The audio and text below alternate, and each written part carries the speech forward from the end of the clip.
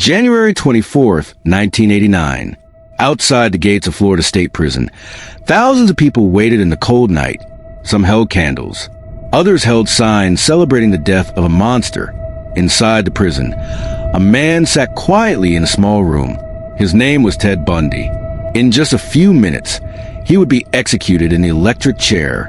But this man was not just another criminal. He was charming, educated, soft-spoken. To strangers, he looked like a normal young man. But behind that friendly smile was one of the most dangerous serial killers in American history. Before his death, Bundy confessed to 30 murders. Investigators believe the real number could be 50 or even more. College students, teenagers, young women who trusted the wrong person. This is a disturbing story of how a man who looked ordinary became a nightmare across America, and how it took years before anyone realized the truth. Ted Bundy was born on November 24th, 1946. His birthplace was Burlington, but from the very beginning, his life was surrounded by mystery. Bundy grew up believing that his grandparents were his parents, and that his mother was actually his sister. The truth about his birth was hidden from him for years. Some investigators later believed that this confusion and secrecy may have affected him deeply. As a teenager, Bundy seemed like an ordinary boy. He was quiet, smart, and polite. He even worked at a suicide hotline later in life. But behind the normal appearance, something dark was growing. Bundy later admitted that during his teenage years, he developed disturbing fantasies about violence. He also became obsessed with control and power. No one around him could see what he was becoming. And by the early 1970s, those fantasies would turn into real crimes. In 1974, women began disappearing in Seattle. At first, police thought the cases were unrelated. College students were vanishing without warning. One of the first victims was Linda Ann Healy. She disappeared from her bedroom in the middle of the night. There were signs of a violent struggle, but there were no witnesses. Soon after, another young woman vanished. Then another, and another. The victims had something in common.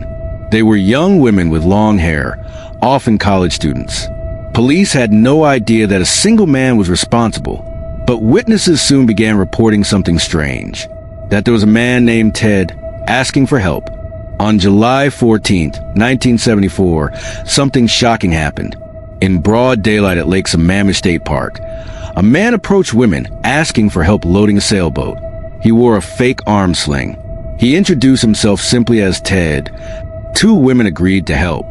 Their names were Janice Annott and Denise Marie Naslund. Both disappeared that same day. Witnesses remembered the man. They remembered his name, Ted. For the first time, investigators had a clue, but they still didn't know who he was. Soon, the murder stopped in Washington, but that didn't mean the killer had stopped. He had simply moved. In Utah, new victims began appearing. Teenagers vanished. Others were found murdered in remote areas. One victim was Melissa Ann Smith. Another was Laura and Am. But one young woman would change everything. Her name was Carol Duranch. In November 1974, Carol Duranch was shopping at a mall. A man approached her. He showed a badge and said he was a police officer. He told her someone had tried to break into her car. She followed him to his vehicle, but something felt wrong. Soon, the man tried to handcuff her. She fought back, and in a moment of pure courage, she escaped. Carol Duranch survived, and she gave police something they desperately needed: a detailed description of her attacker. On August 16, 1975, police officer Bob Hayward stopped a suspicious car near Salt Lake City. The driver was Ted Bundy. Inside the car, police found disturbing items: a ski mask, handcuffs, rope, a crowbar. Bundy claimed they were normal tools, but investigators were already suspicious. Soon, witnesses identified him. Bundy was arrested, but this would not stop him, because Bundy had another shocking plan: escape. In 1977, Bundy escaped from a courthouse in Aspen. He jumped out a window and ran into the mountains. Police searched for days before catching him, but that wasn't the end. Months later, Bundy escaped again. This time, He crawled through the ceiling of his jail cell and disappeared into the night. He traveled across the country until he reached Tallahassee. There, the nightmare began again. On January 15, 1978, Bundy entered a sorority house at Florida State University. Inside, students were asleep. In just minutes, he attacked multiple women. 2 were killed, Margaret Elizabeth Bowman and Lisa Janet Levy. Others survived severe injuries. The attack shocked the entire nation. Just weeks later, Bundy committed his final known crime. He abducted 12-year-old Kimberly Leach from her school in Lake City. Her disappearance shocked the country. Soon after, Bundy was arrested again in Pensacola. This time, he would never escape. After years of trials and appeals, the end finally came. On January 24, 1989, Ted Bundy was executed.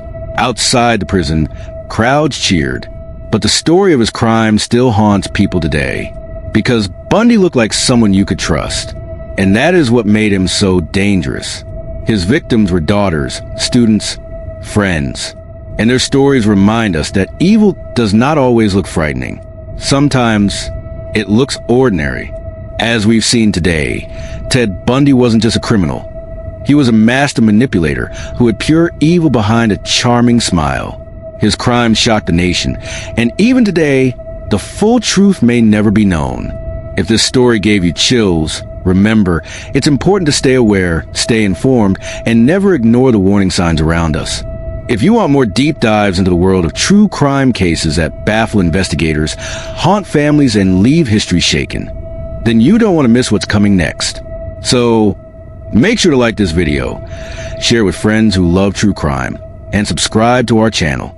Hit that notification bell so you're the first to see our latest stories from the dark corners of history. Until next time, stay curious, stay alert, and remember, sometimes the most ordinary faces hide the darkest secrets.